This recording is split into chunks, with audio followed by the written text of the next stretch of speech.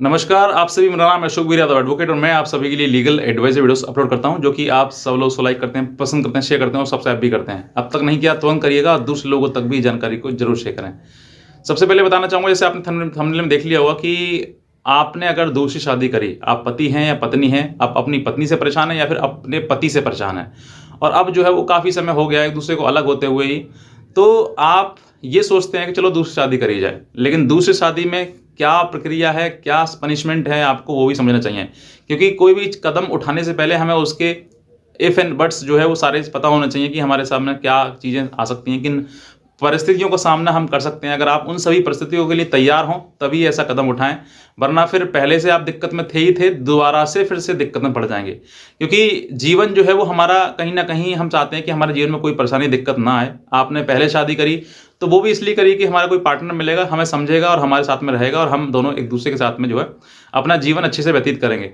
लेकिन कहीं न कहीं एक व्यक्ति जो है वो खराब निकल आया है, चाहे वो लड़का हो या लड़की हो। दोनों में से कोई एक व्यक्ति जो खराब निकला है और उस खराब के होने की वजह से जो है अब हमारा जीवन उथल-पुथल हो गया है और अब जो सिर्फ़ मुकदमा, कोर्ट कचहरी या परेशानियाँ या फिर डिप्रेशन के शिकार आप बने जा रहे हैं।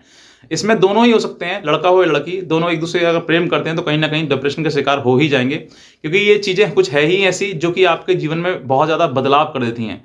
एक समय था जिस समय आपकी शादी नहीं हुई थी, उस समय आप कितने खुश थे और आज एक समय है शादी होने के बाद आप कितने दुखी हैं। ये खुद अंदाज़ा लगा सकते हैं जो लोग मेरे वीडियोज़ देखते हैं, लड़का हो या लड़की, पति हैं, पति पत्नी आप, कहीं न कहीं गलती किसी से एक-दूसरे से ज़रूर होती है। एक से हुई तो दूसरे में खराब है, दूसरा खराब है तो पहला सही नहीं है। तो दोनों में से कहीं न कहीं कोई गलती आ जाती है जिसकी वजह से जो है इंसान जो है वो विचलित हो जाता है और परेशान हो जाता है और परेशान होने के बाद 1 साल, 2 साल, क्योंकि कोर्ट कचहरी का जो मैटर है वो जल्दी निपटता नहीं है। एक बार थाने में या कोर्ट में आप गए और उसके बाद फिर वहीं पे फँस के रह जाते हैं। काफ़ी सालों के बाद जो आपको निर्णय मिल पाता है, लेकिन उस निर्णय का भी क्या फ़ायदा होता है जब तक वो जो आपका समय है, जो आपकी उम्र है शादी करने की, वो शादी की उम्र भी आपकी निकलती चली जाती है और कुछ लोगों की निकल भी जाती है। क्योंकि 10 साल, 15 साल, 20 साल तक ये मुकदमे वगैरह चल जाते हैं। तो सोच कर देखिए कि आज आपकी उम्र 30 साल है या 25 साल है, तो 20 साल बाद आपकी उम्र कितनी हो जाएगी। तो आप ये सब अंदाज़ा लगाते हुए, आँकड़े लगाते हुए लोग जो हैं वो एक-दूसरे के प्रति को छोड़कर, मतलब चाहे पति हो या पत्नी हो, उसको छोड़कर आप सोचते हैं कि अब जीवन में एक नया हमसफ़र जोड़ा जाए और उसके लिए क्या-क्या करना है, किस तरीके से चीज़ें मैनेज करनी है, वो भी आपको समझनी है। तो आज मैं आपको बताना चाहूँगा कि अगर आपने सेकंड मैरेज करी तो आपके लिए क्या पनिशमेंट मिलेगा, कितनी सज़ा आपके लिए हो सकती है और क्या किस तरीके से होगी।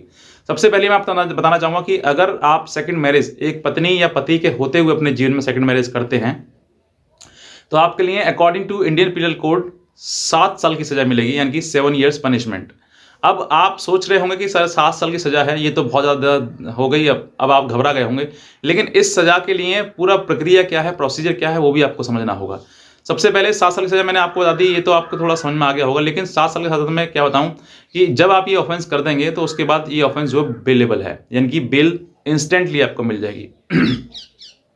दूसरा नॉन कॉग्निजेबल है, यानी कि पुलिस के द्वारा इस पर कोई भी कार्रवाई नहीं की जाएगी, सीधे-सीधे कोर्ट ही आपको संज्ञान मिलेगा इस बात के लिए और कोर्ट ही सम्मन करेगा, कोर्ट ही आपको बुलाएगी। तो ये एक आपके लिए तरीका है जिसमें कि बहुत ही ज़्यादा राहत आपको मिल जाएगी, जहाँ पर कि आप के लिए काफ़ी टाइम मिल जाएगा और आप सोच समझ भी सकते हैं।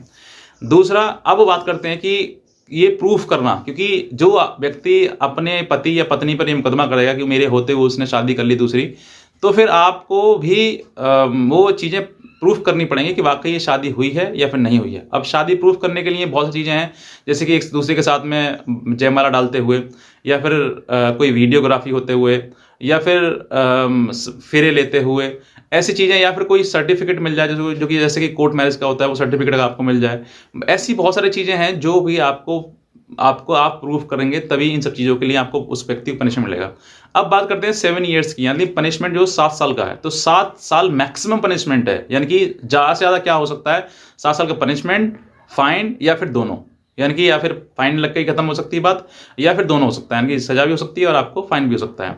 तो ये मैक्सिमम है। मैक्सिमम का मतलब कि बहुत ही कम होता है। कम अगर आप कबूल कर लें कि हाँ, मैंने शादी कर ली है, यानी कि सिर्फ़ इसमें आपने एक्सेप्ट कर लिया कि मैंने गलती करी है, तभी आपको ये मैक्सिमम पनिशमेंट होगा, वरना ये पनिशमेंट भी इतना नहीं होता है।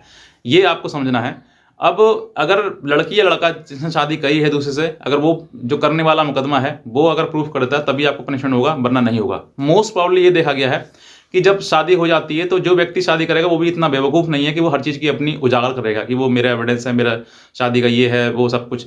तो वो भी उजागर नहीं करेगा, वो कहीं न कहीं सोचेगा कि इसको चोरी-छिपा ही किया जाए। लेकिन कहीं न कहीं चोरी-छिपी चीज़ जो है वो सामने बाहर आ जाती हैं, तो दूसरे के हाथ में जब आ जाती हैं तो वही तभी वो मुकदमा करने की सोचता है कि अरे मेरे पास एविडेंस है तो मैं इसमें मुकदमा कर दूँ। तो जब आप शादी करें तो इन चीज़ों का विशेष रूप से ध्यान रखना है आपके लिए कि मुझे क्या करना है। तो अगर दूसरा ऑप्शन ये भी है, मान लीजिए अगर आप करते हैं शादी कर लेते हैं और ये एविडेंस हो जाता है, दूसरे की पत्नी के पास या पति के पास पहुँच जाता है एविडेंस, तो आपको बचने के लिए ये भी है कि आपको बेल जो है वो तुरंत मिल जाएगी। यानी कि बाहर से वाला आपको जेल भी नहीं जाना पड़ेगा, बेल आपको ग्रांट हो जाएगी उसमें। फिर आपके बाद उस जो प्रक्रिया है, जो प्रोसीजर है उसको फ़ॉलो करते रहिएगा और क कंटिन्यू कोर्ट में जो है डेट्स वगैरह पे जाते रहिएगा और स्टेटमेंट, बयान समय लगता है इन सब चीज़ों में भी, वो भी आपको समय मिल जाएगा।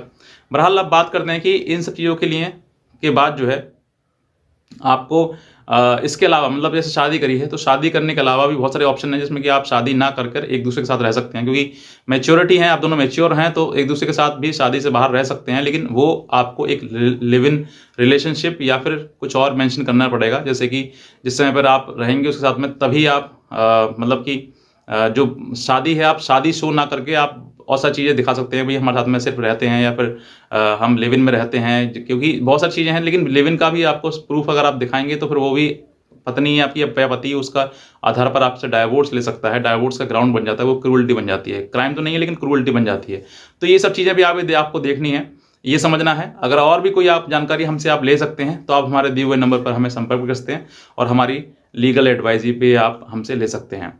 तो बस मैं इतना कहना चाहूँगा, बाकी आज का वीडियो देखने के लिए आपसे बहुत धन्यवाद।